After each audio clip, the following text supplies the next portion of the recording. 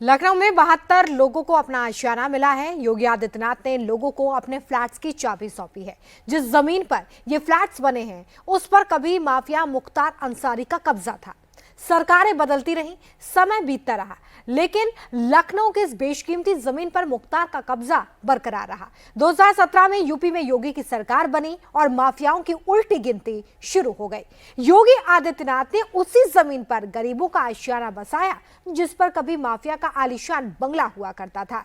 UP में जो पहले कभी नहीं हुआ था वो 8 साल के भीतर कैसे मुमकिन हुआ, समझिए इस रिपोर्ट में। लखनऊ के डॉलीबाग में गरीबों को उनका आशियाना मिला। योगी आदित्यनाथ ने खुद 72 फ्लैट्स की चाबी उन्हें सौंपी। योगी सरकार का ये गरीबों को तोहफा है। जिस जगह योगी सरकार ने गरीबों को घर दिया है वो बेहद पॉश इलाका है। जिस जमीन पर गरीबों का आशियाना बना है वहां कभी मुख्तार अंसारी की कोठी खड़ी थी। आज तक हिंदुस्तान में गरीबों की जमीन नेताओं के कब्जे में जाती थी, लेकिन योगी सरकार में माफिया की जमीन पर बने फ्लैट्स की चाबी गरीबों की जेब में जा रही है। योगी आदित्यनाथ ने गरीबों को झुग्गी झोपड़ी की चाबी नहीं दी है, उन्हें लखनऊ की सबसे प्राइम लोकेशन पर फ्लैट दिया है। जो गरीब आदमी झोपड़ी में रहता था वो अब लखनऊ के प्राइम लोकेशन पर पहुंच गया है, वो भी मार्केट रेट से करीब 10 गुना कम कीमत पर। सीएम योगी ने लखनऊ में जिन फ्लैट्स की चाबी गरीबों को सौंपी है उसकी कीमत करीब 10,70,000 रुपए है, जबकि मार्केट में इसका रेट करीब 1 करोड़ रुपए है। 36.65 वर्ग मीटर साइज वाले इन फ्लैट्स में एक बेडरूम, एक छोटा हॉल, किचन और टॉयलेट की सुविधा है। सभी फ्लैट्स के लिए 2 पहिया वाहनों की पार्किंग और सिक्योरिटी की भी सुविधा है, यानी जरूरत के लगभग सभी इंतजाम किए गए हैं। लखनऊ विकास प्राधिकरण ने इन फ्लैट्स का निर्माण कराया है जो अब पूरी तरह से तैयार हैं। एक आवास जिसे एलडीए ने 10,70,000 में उपलब्ध करवाया है, अगर मार्केट रेट के हिसाब से इसको देखा जाए तो ये कम से कम 1 करोड़ में पड़ती यहां पर। लेकिन रियायत करते हुए मेरी इच्छा थी कि जब माफिया से खाली करवाएंगे तो माफिया से खाली कराने के बाद हम इस लैंड पर गरीबों का आशियाना बनाएंगे, क्योंकि माफिया से खाली होगी तो गरीब का आशियाना ही उसमें बनना चाहिए। और ये उन लोगों के लिए भी संदेश है जो लोग माफिया को अपना शागिर्द बनाते हैं। उनके कब्र में जाकर के फतिया पढ़ते हैं, उन माफिया को गले लगा करके गरीबों का शोषण करते हैं या करवाते रहे हैं।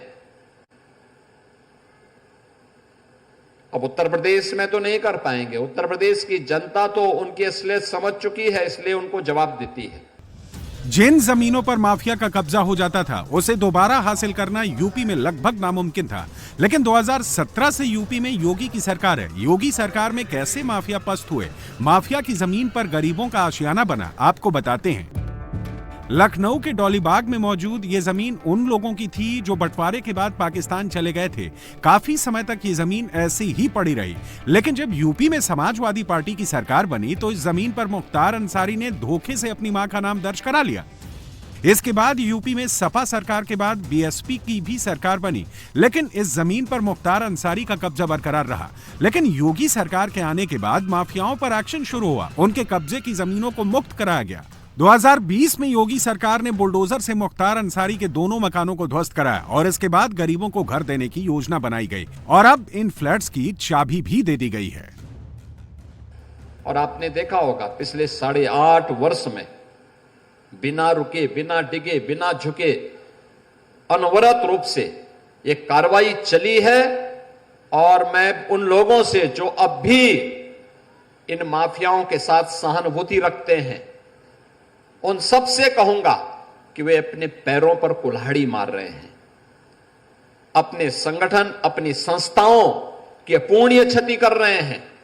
याद करिए, ये वही माफिया हैं जो माफिया भारत के संविधान का अपमान करते थे, कानून की ध्वजियां उड़ाते थे।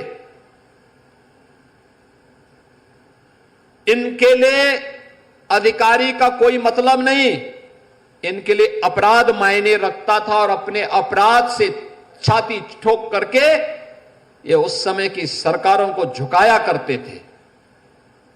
और उस समय के सत्ताधारी दल भी इनके सामने नतमस्तक होकर के घुटना टेकने के लिए इन अपराधियों के सामने किस प्रकार से गिड़गिड़ाया करते थे, आपने देखा होगा। इन फ्लैट्स के ठीक सामने यूपी के डीजीपी का आवास है, लेकिन मुख्तार का खौफ इतना था, सियासी रसूख इतना था कि उसने डीजीपी आवास के ठीक सामने जमीन कब्जा की। सरकारें बदली, यूपी के डीजीपी बदले, लेकिन कोई मुख्तार अंसारी का कब्जा नहीं हटा पाया। डीजीपी का आवास इसके ठीक सामने है और आप सोचो कैसे आवास थे, कैसे यहां पर डीजीपी आवास के ठीक सामने समाजवादी पार्टी की सरकार के समय एक माफिया भूमि पर, सरकारी भूमि पर कब्जा करके अपनी आलीशान कोठी खड़ी कर देता है। कोई पूछने वाला नहीं, कोई जांचने वाला नहीं, उनके गुर्गों को कोई रोकने वाला नहीं। और जब उस माफिया को गिरफ्त में लेना प्रारंभ किया तो उसको बचाने के लिए मैं देख करके दंग था, कैसे कैसे लोग उसको बचाने के लिए पैरोकार बन करके उसकी पैरवी करते हुए दिखाई दे रहे थे। बहनों और भाइयों, समाज के विकास का सबसे बड़ा बैरियर है ये माफिया वृत्ति। लखनऊ के पौष इलाके डॉली बाग में बने इन 72 फ्लैट्स का आवंटन लॉटरी के जरिए हुआ। इन फ्लैट्स को आर्थिक रूप से पिछड़े यानी ईडब्ल्यूएस कैटेगरी के लोगों को दिया गया। मुख्तार अंसारी ने डॉली बाग में जमीन पर अवैध रूप से कब्जा कर बहुमंजिला कोठी बनाई थी। योगी ने पहले उस पर बुलडोजर चलवाया, फिर इस पर गरीबों के लिए फ्लैट बनवाकर इस पौष इलाके में उन्हें मकान के सपने को पूरा किया। लगातार पूरे प्रदेश के अंदर, पूरा पश्चिम, कहीं भी आप जाइए, मध्य में, बुंदेलखंड में, हर जगह ये माफिया हावी थे। लेकिन इन माफिया को जब सरकार की जीरो टॉलरेंस की नीति के तहत कंट्रोल किया गया और जिस भाषा में वह समझता था उस भाषा में उसको समझाना प्रारंभ किया गया, आज उत्तर प्रदेश की कानून व्यवस्था एक मॉडल के रूप में जानी जा रही है। और मुझे अच्छा लगता है जब एक गरीब आवास बना के रहता है।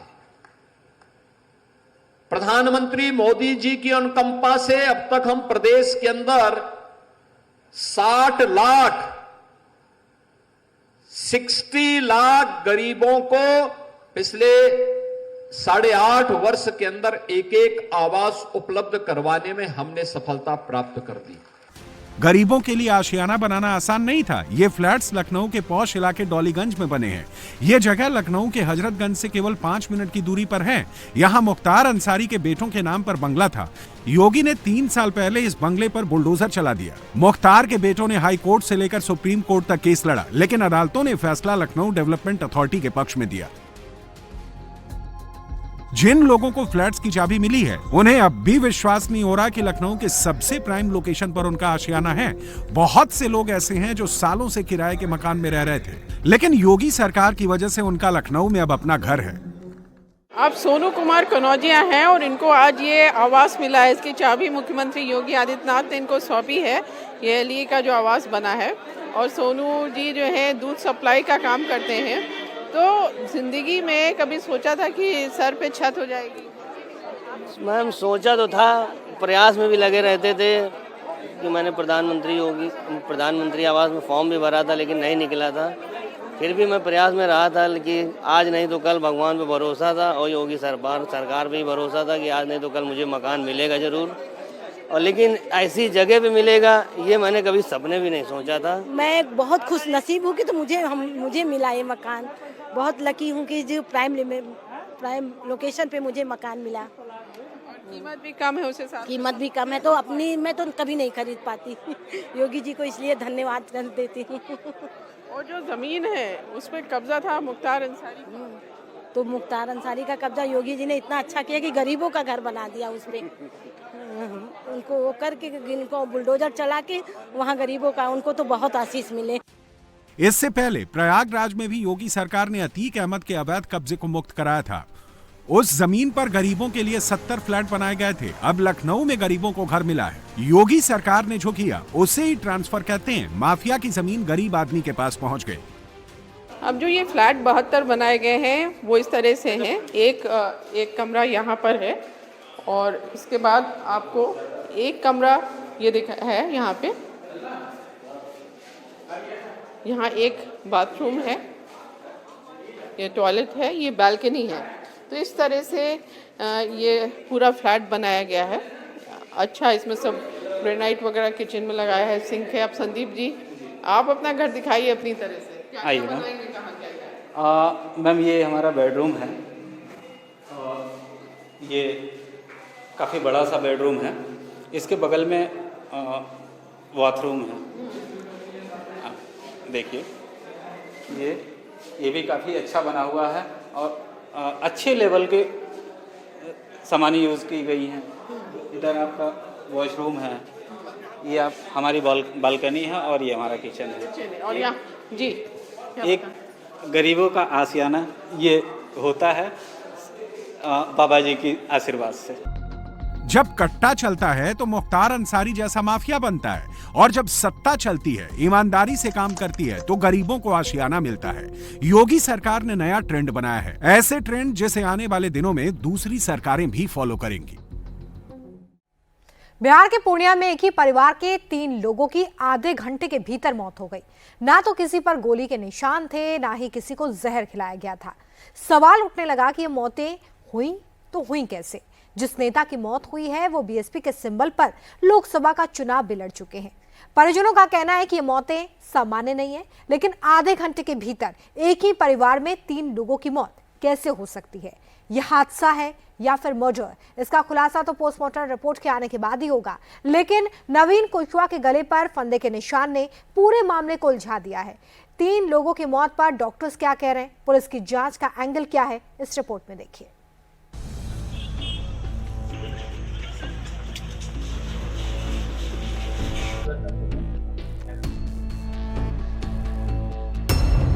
न गोली न जहर, 3 लोगों की मौत, सुसाइड या मर्डर।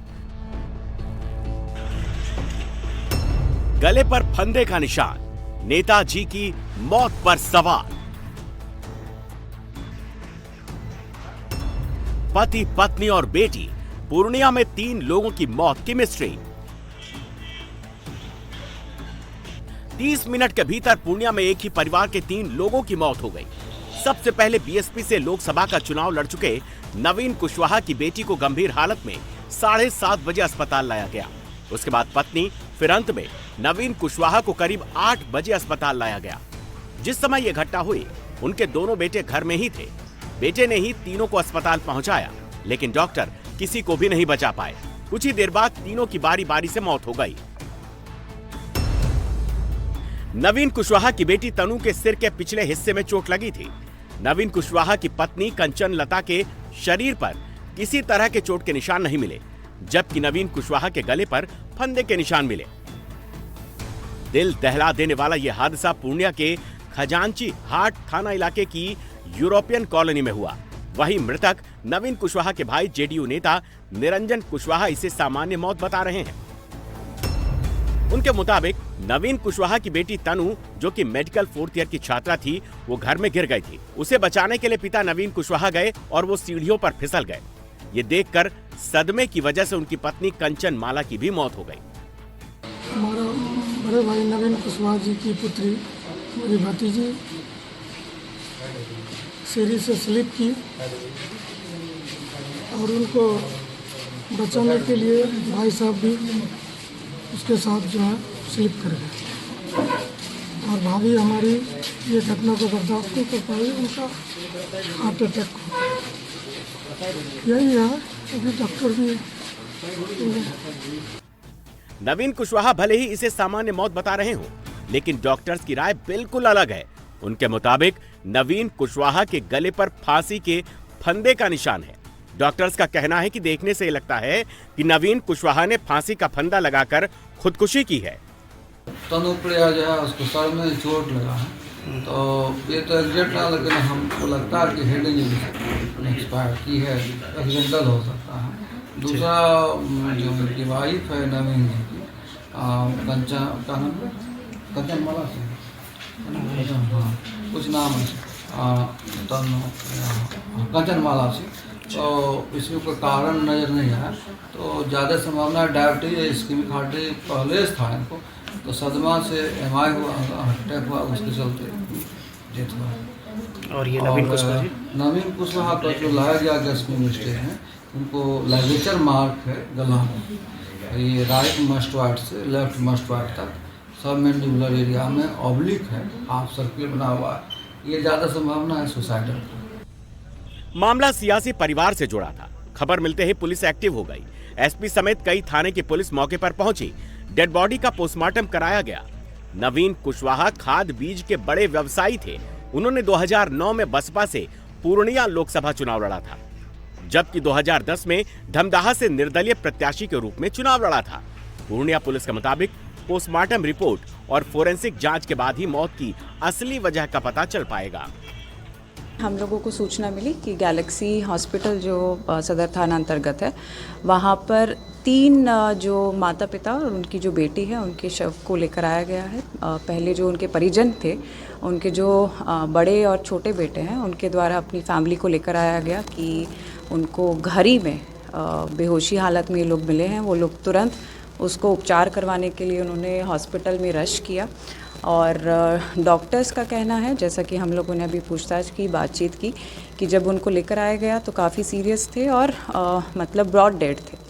पोस्टमार्टम में बाकी चीज़ें भी क्लियर होंगी। जो इसमें मृतक हैं, जो इसमें उनके जो गले पर एक लिगेचर मार्क हम लोगों को अभी तक दिखाई दिया है और हाँ जी, नवीन कुशवाहा जो हैं उनके गले पर लिगेचर मार्क है।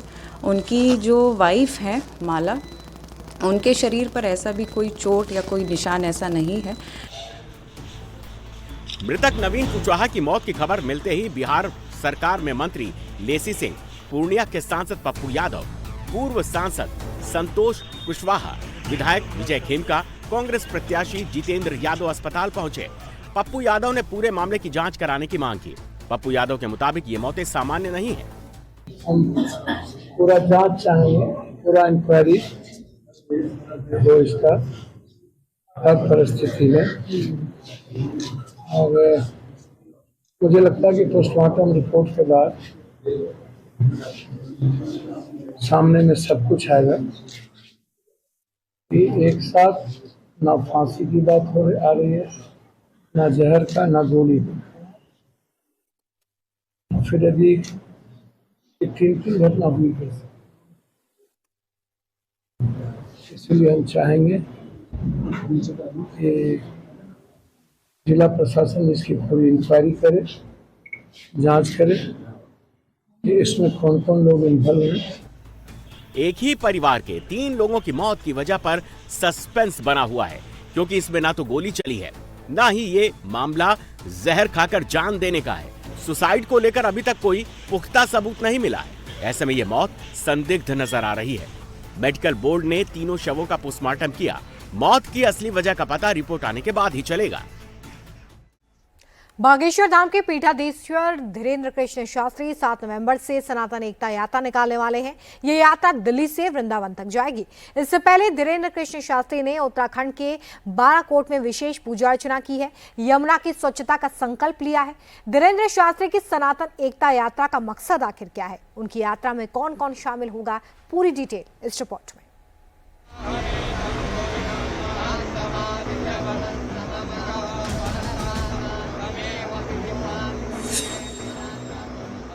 हे यमुना मैया, जैसी आप यहाँ कंचन सी बह रही हो, हम समस्त हिंदुओं से प्रार्थना कर रहे, हम चाहते हैं जैसे पया स्वरूप यहाँ बह रहा, ब्रज में भी ऐसा ही स्वरूप यमुना मैया का बहे।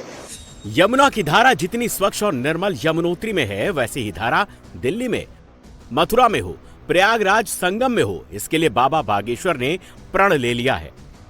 7 नवंबर से बाबा बागेश्वर की पदयात्रा निकलने वाली है। धीरेन्द्र शास्त्री दिल्ली से वृंदावन तक की पदयात्रा करेंगे। एकता सनातन यात्रा से पहले वो उत्तराखंड के बाराकोट पहुंचे और कुमार विश्वास के साथ विशेष पूजा अर्चना में शामिल हुए और यमुना की स्वच्छता का संकल्प लिया। समस्त भारतीयों को आह्वान है, 7 नवंबर से 16 नवंबर तक दिल्ली से जो वृंदावन तक की पदयात्रा है, उसका आज आह्वान हो चुका और हमने तो प्रण ठान लिया, हमने तो मन में मान लिया, हमारे तो रंग रंग में हिंदू है। हमने तो यमुना मैया के किनारे बैठकर संकल्प ले लिया, रुकेंगे नहीं, झुकेंगे नहीं, छोड़ेंगे नहीं, जो छेड़ेगा उसे छोड़ेंगे नहीं। यमुनोत्री से निकलने वाली यमुना 1376 किलोमीटर की दूरी तय करके प्रयागराज में संगम में जाकर गंगा में विलीन हो जाती है। उत्तराखंड से निकलने के बाद यमुना हरियाणा, दिल्ली होते हुए उत्तर प्रदेश में प्रवेश करती है। यहाँ गंगा नदी में मिल जाती है। हरियाणा में पहुंचने के बाद यमुना प्रदूषित होना शुरू होती है। हरियाणा के 6 नालों का पानी यमुना में गिरता है। दिल्ली में 22 ड्रेन हैं, जिनके जरिए यमुना में गंदा पानी आता है। यूपी के 16 ड्रोन यमुना को पूरी तरह से गंदा कर देते हैं। यमुना में गंदगी की एक बड़ी वजह नदी में फ्लो की भी कमी है। 8 महीनों तक यमुना में जितना पानी का फ्लो होना चाहिए उतना होता ही नहीं है। अगर यमुना को साफ करना है तो उत्तराखंड, हरियाणा, दिल्ली और यूपी की सरकारों को मिलकर काम करना होगा, तभी यमुना की धारा अविरल हो पाएगी। बाबा बागेश्वर के इस मिशन में उत्तराखंड के सीएम पुष्कर सिंह धामी भी कदम कदम पर साथ दे रहे हैं। बाबा बागेश्वर अपनी इस यात्रा की तैयारियों में जुटे हैं और जगह जगह जाकर संतों का आशीर्वाद ले रहे हैं। यह यात्रा दिल्ली के छतरपुर मंदिर से शुरू होने के बाद जीरखोद मंदिर तक जाएगी।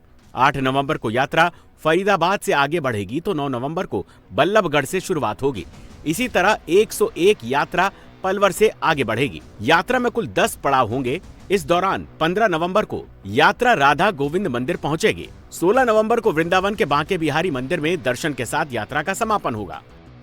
इसी तरह 10 नवंबर को यात्रा पलवल से आगे बढ़ेगी। धीरेन्द्र शास्त्री की पदयात्रा 170 किलोमीटर दूरी तय करेगी। दिल्ली से वृंदावन की यात्रा को पूरा होने में 10 दिन लगेंगे।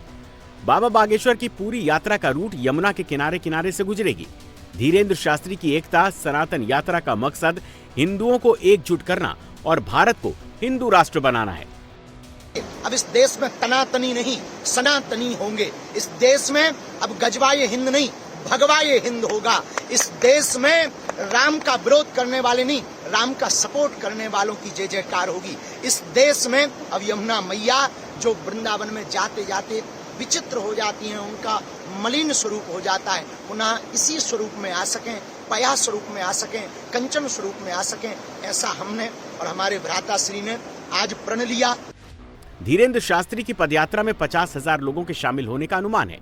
बाबा बागेश्वर के साथ संतों का काफिला निकलेगा। इस यात्रा के जरिए धीरेन्द्र शास्त्री की मांग है यमुना को निर्मल बनाया जाए, गौ माता को राष्ट्र माता का दर्जा मिले, गो वध को पूरी तरह रोक लगे, भारत को हिंदू राष्ट्र घोषित किया जाए, प्राचीन वृंदावन पुनः स्थापित हो, साथ ही कृष्ण जन्मभूमि पर भव्य मंदिर का निर्माण हो। धीरेन्द्र शास्त्री का पूरा जोर सनातनी एकता के साथ साथ पवित्र यमुना की साफ सफाई पर है। उनकी इस यात्रा से लोगों में यमुना के स्वच्छता का संदेश जाएगा। आज पदयात्रा के ठीक पूर्व में यमुना मैया का हमने पूजन किया। वो पया स्वरूप भगवती का, यमुना मैया का एकदम निर्मल, एकदम अभूतपूर्व कंचन सा जल, यमुना मैया का ये स्वरूप देख करके हमारे मन में एक भाव आया कि बताओ तो यहाँ यमुना मैया कितनी निर्मल है, पया स्वरूप है। और व्रज क्षेत्र में और दिल्ली इंद्रप्रस्थ नगरी में देखो यमुना जी का क्या स्वरूप है। ये देख करके मन एकदम बैठ सा गया।